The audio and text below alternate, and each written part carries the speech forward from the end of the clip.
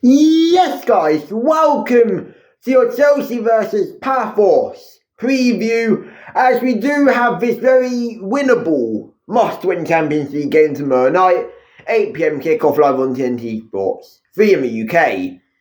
And the team I'm going to give you today is in a 4-4-2. Liam Rodenia is very versatile in formation, but let's just talk about Chelsea first. Team news: Disasi. He is back in with the first team squad, and he will probably be in the squad against Palace, but we are focused on Pafos. When it comes to other stuff for this game as well, Esteval, Gittins and Garnacho Gusto are all available for tomorrow night's game, and I do expect them to be in the squad. In other news, Tosin has done his hammy. He's out for a few weeks or months. I'd usually be concerned, but it's Tosin. And there's not really anything else. But Pafos, what do I know about them? Well, they have to have a Louise. I don't know what formation they play. In fact, I'm going to do some live research, because I never do live research. Pafos tactics. So, Pafos tactical analysis, that's from 2021. I don't actually think there's a single website. Here we are. All you need to know about Pafos. Okay, so Pafos.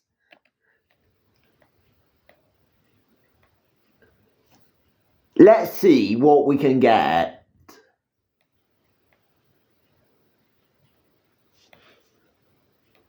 So, a defensive culture instilled by the club.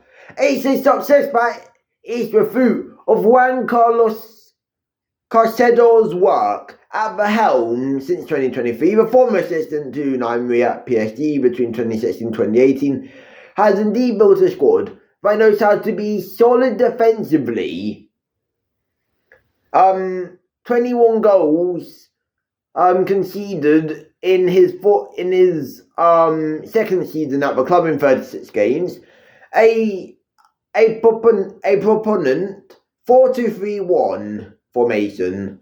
He boasts an average of 1.93 points per game and has won two trophies, which is the National Cup 23-24 and of course the league title in May. Yeah, so it's a defensive squad. It's a defensive type manager. So this will be a low block, which we will be facing, which makes this 4-4-2 very much wanted, needed, as we can chuck 6 going forward with our 2 fullbacks, the 2 wingers, the 2 strikers. We can have 6. We can have a lot of people in the box. So yeah, it's 4-4-2. And ignore the fact that I'm wearing the Real Madrid shirt on, okay? I'm Real Madrid tonight, so yeah, ignore. I've always been a Chelsea fan, but let's go into my team for this game, as I do have it up. So, in goal, Robert Sanchez needs to keep up these good performances, bar Arsenal and Man United. He's been really good this season. At the back, I've gone with Malo Gusto, and you'll notice something about this. I've gone with a wing back. And Hato, who can play as a wing back and can slot in as a left 10 on the ball in a Rodenia system. So yes, I've gone with a wing back and I've gone with Hato. So yeah, the two fullbacks, Sato and Malo Gusto, they are who I want starting tomorrow. In terms of fullbacks, wingbacks, inverted fullbacks, whatever, they will be able to offer a lot offensively and defensively. In terms of centre-back partnerships, I've gone with Badi Shua and I've gone with Josh Champong. I want to see this tomorrow because Badi Shua as a centre-back, left-sided centre-back, can do the job. Champong as a right-sided centre-back can do the job. So I'd love to see Badi Shua as a centre-back. I'd love to see it under Rodney's system. I want to see how it works and I think it could work. But most likely, most of the game, we will have two out the back anyways, because it's Pafos, they're going to be really solid defensively. So I do not mind having the extra fullback go forward. When it comes to the midfield, I'm going to do the midfield pivot, and then we're going to do the wide players, and then the two strikers. In terms of the midfield pivot, I've gone with Asugo and Santos. My mate Alfie, you're probably watching this. He did say it'll be crazy we'd be putting Asugo to start. Asugo was meant to come on against Arsenal in the EFL Cup, but due to certain circumstances, he couldn't come on.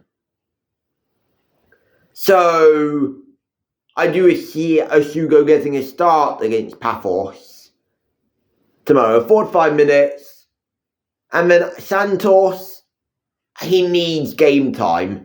He's been getting a lot, and I do see him starting midweek against Pafos. That is our midfield pivot for tomorrow, most likely. I don't see any other outcome. In terms of for wingers, I've gone with our two most creative players on the ball, arguably. You can argue Neto as well, but I think Neto and Garnacho, knowing this manager or whatever, he will be saved for Palace, even though it's based on merit now, so who knows? Esteval and Gittins. Esteval is a superb, talented player with a bunch of potential. And I do see starting him tomorrow, offering something different to what Gittins can offer. Gittins can offer cutting inside, taking shots. Yes, he needs to improve clinicality, or maybe cutting inside, sliding a ball through to one of our two strikers. Esteval being that direct winger who can make fullbacks' lives hell. Even when there's two people on him, he can just go through them, dribble through them, cause a penalty, cause a foul, just cause mischief for the back line. And then the two strikers, Liam Delap and João Pedro. João Pedro being that false nine who drops a little deep, pull a man out, what allows Esteval or a Gittins to make darting runs in behind, or one of our two midfielders.